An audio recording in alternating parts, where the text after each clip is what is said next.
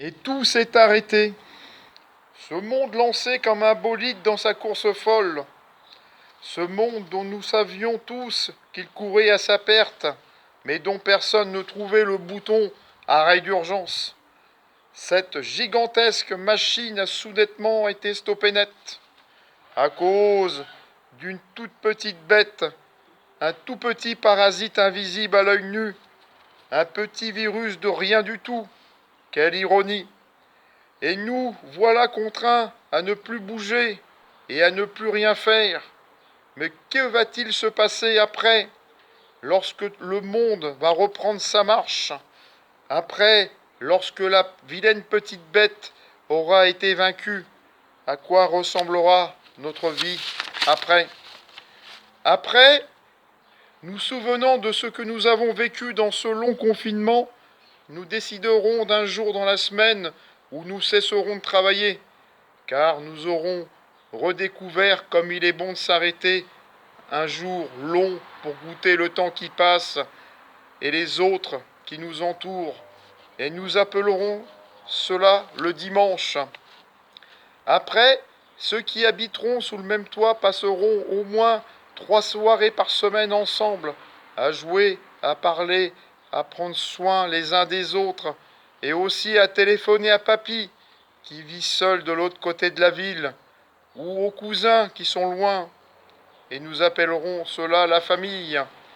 Après, nous écrirons dans la Constitution qu'on ne peut pas tout acheter, qu'il faut faire la différence entre besoin et caprice, entre désir et convoitise, qu'un arbre a besoin de temps pour pousser et que le temps qui prend son temps est une bonne chose, que l'homme n'a jamais été et ne sera jamais tout-puissant, et que cette limite, cette fragilité inscrite au fond de son être est une bénédiction puisqu'il est la condition de possibilité de tout amour.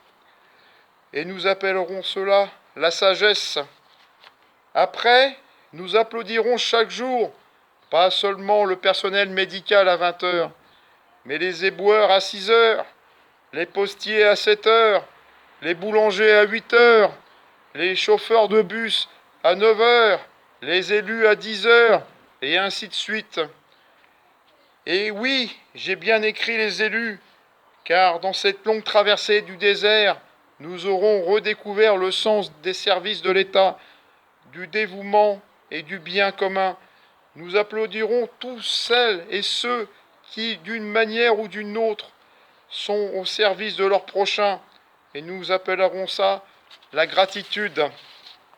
Après, nous déciderons de plus nous énerver dans la file d'attente devant les magasins et de profiter de ce temps pour parler aux personnes qui, comme nous, attendent leur tour.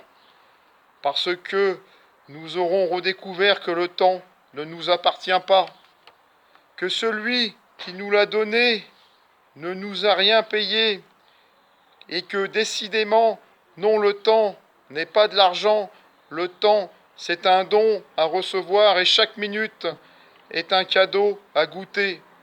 Et nous appellerons ça la patience.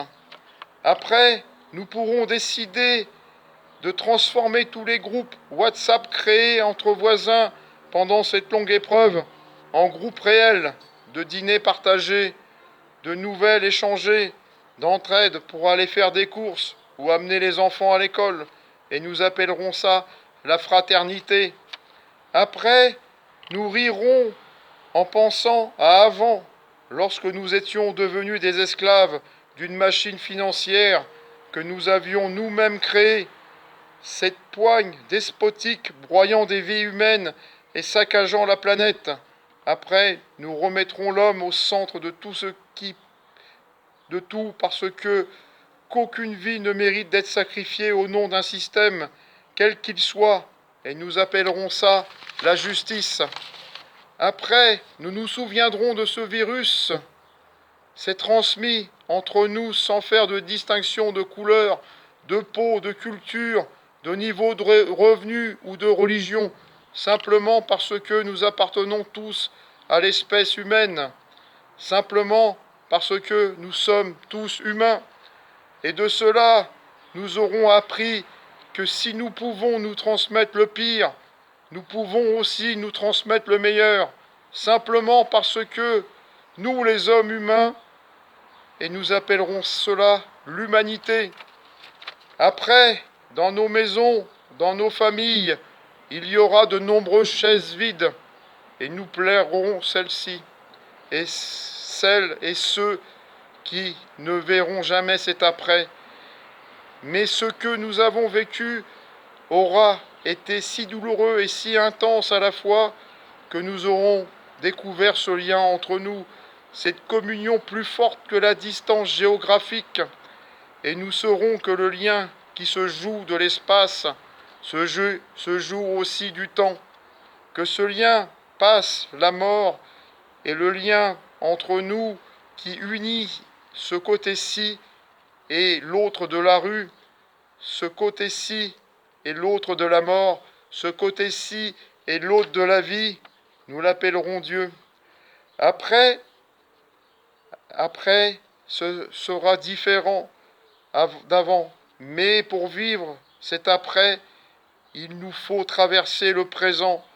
Il nous faut consentir à cette autre mort qui se joue entre nous, cette mort bien plus éprouvante que la mort physique, car il n'y a pas de résurrection sans passion, pas de vie sans passer par la mort, pas de vraie paix sans avoir vaincu sa propre haine, ni joie sans avoir traversé la tristesse.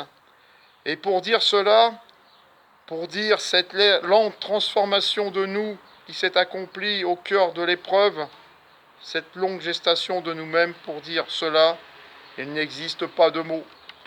Les amis, que la force et la chance soient avec nous.